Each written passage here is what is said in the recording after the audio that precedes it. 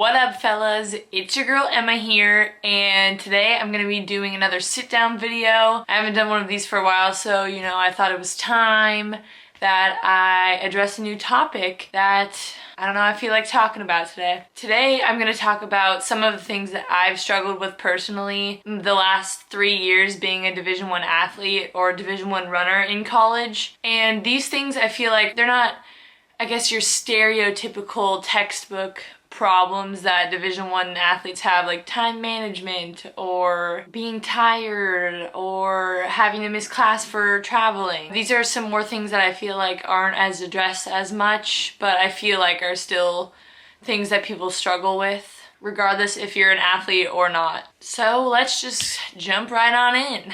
So one of the first things that I've had a hard time with is, I feel like would be surprising to some people, but it's my confidence. So my confidence, what I'm talking about, it isn't really my confidence in myself. Like, I feel like I'm very confident in who I am as a person, but it's more confidence in myself as an athlete and as a runner. And I think coming out of high school, I just had a lot of confidence, as most Division I bound athletes do, because usually you have to be one of the better ones to be able to go compete at that next level. But coming to college, I don't know, there's a lot of pressure on you to perform at a national championship level, and being surrounded by that has its pros and cons. Like, I think I've been pushed to a new level where I wouldn't have been pushed before if I wasn't running with some of the best teammates in the country, but also it's hard when, say, I have the best race I've ever had in my life, yet I'm still getting like 100th. For example, in a cross-country race. So I think that's just hard, but that just kind of goes back into having confidence in yourself and knowing what you can do and comparing your past results to your current results rather than looking at other people, because if you honestly just compare yourself to other people, you're never going to be satisfied or happy with where you're at personally. So it's just taken a lot of time for me to be confident in my own abilities and be happy with my results regardless of anyone else's, I guess. So the second thing that I never thought would be a problem for me was making friends outside of the cross country and track team. I'm a very extroverted person, and I never thought I would have problems making friends. And I know I'm not embarrassed to admit it. It's hard making friends. I don't know.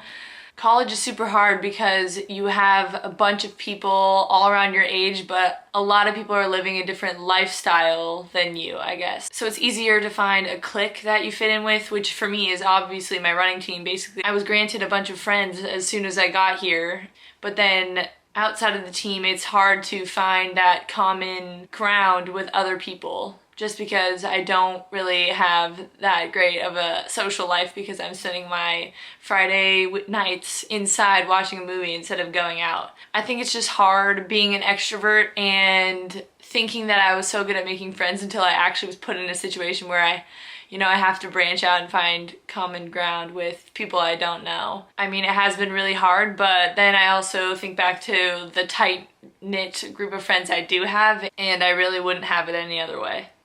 The third thing that I've struggled with is defining myself as someone else other than an athlete. I feel like my entire life I was defined as the runner, and as I get older and I find myself, looking at job opportunities after college, it's hard not to just basically call myself the runner, because I knew what I was doing in high school. I was gonna go to college to run and obviously to study too, but running was definitely a path to get me to the school where I wanted to go.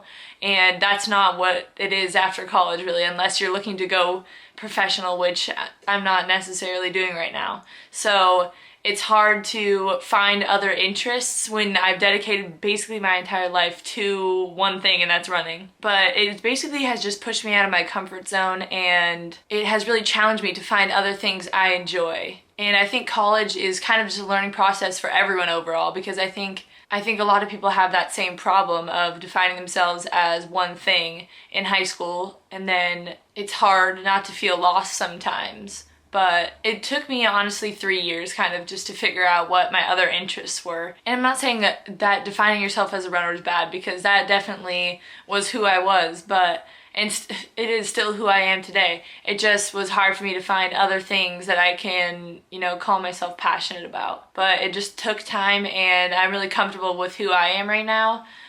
Beyond running too, I guess, if that makes sense. And the fourth thing that I've struggled with is body image. My first 2 years of college, I had a really hard time, I'm not gonna lie. It's really hard being in a sport where most people around you are small. I mean, if you're a runner, you're usually a smaller human. If you're someone who's 5'11" like me, you are looking to your left and your right and seeing people that are a lot smaller than you. And I really do preach not to compare yourself to others. So this just shows you, like, not everyone's perfect. I mean, I try and practice what I preach sometimes, but you know, I'm not perfect. Sometimes it gets the best of me. My freshman and sophomore year were really hard for me. But then last year, you know, I finally stopped being so hard on myself and thinking that I had to look a certain way in a uniform to run well. And I think that's when I really started, you know, being more confident, one, in my abilities, and two, in just myself as a person. And it's so much easier said than done. You know, I would tell myself this freshman and sophomore year that it doesn't matter, like, the way you look,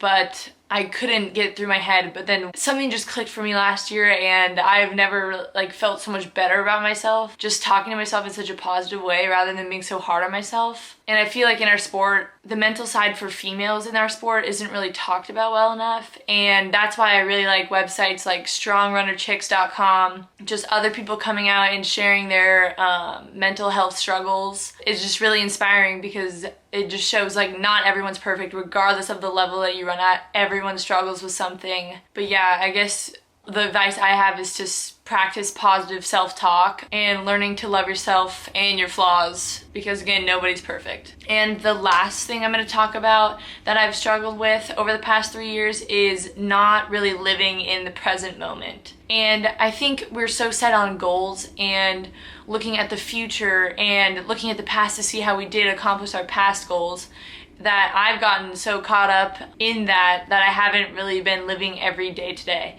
And I was talking with my teammate Allie the other day that really it's so much easier to, one, accomplish those goals, and two, enjoy the process if you take it day by day and task by task, rather than, you know, stressing yourself out about the future, which is personally what I've really been doing over the past couple months or so. Yes, goals are important, but I believe that enjoying every day and enjoying the process is far more important than, you know, accomplishing a certain time or whatever.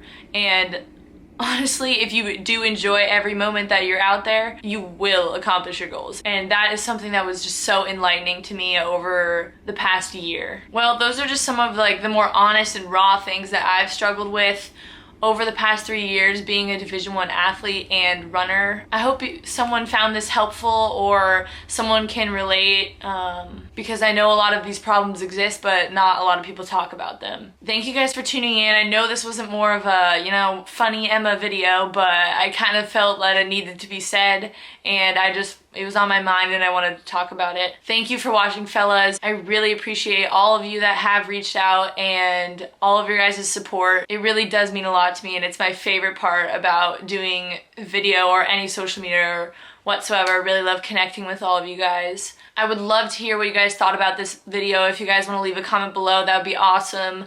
Like this video if you want to see more sit-down chats, or leave a comment and let me know what you want me to talk about. Subscribe for more content, probably some weird videos coming your way soon. I will see you fellas in the next video. Peace.